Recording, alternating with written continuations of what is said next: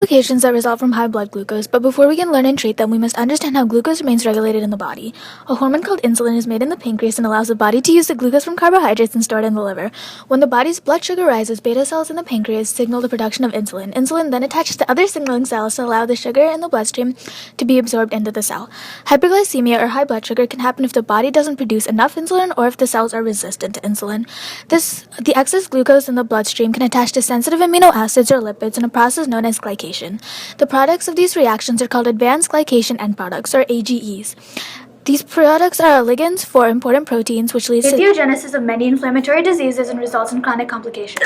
The receptor for advanced glycation end products, also known as RAGE, is a transmembrane receptor protein. The communication between it and its ligands results in the activation of nuclear factor kappa B, which then activates many pro-inflammatory genes. Because diabetes patients have high levels of AGEs, there is more ligand which can bind to the RAGE receptor, leading to high inflammation and vascular tissue. Within the body, they suffer from cardiovascular disease as the arteries and veins inflame or swell up, restricting blood flow, leading to disease.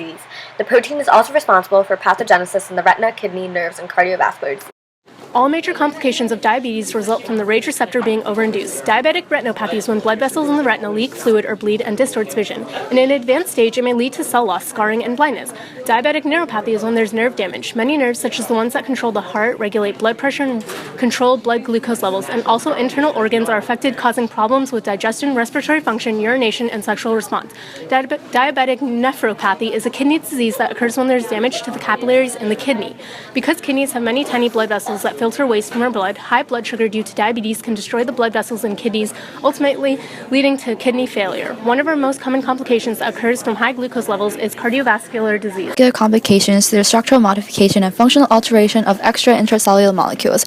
RAGE activates a ligand which activates pro-inflammatory genes. This causes plaque to build up in the walls of the arteries. This buildup narrows the arteries, making it harder for blood to flow through, ultimately leading to high stress on the heart. Doctors are searching the inhibition of RAGE in patients who suffer from these chronic diseases. There are many other factors that may also put one at risk for diabetes, which include obesity, physical inactivity, genetics, ethnicity, and unhealthy diet. Early prevention includes being mindful of these causes and visiting a doctor if you think you may have high or low glucose level. With mindful approach and lifestyle, diabetes and hyperglycemia can be prevented, and all of us can remain healthy.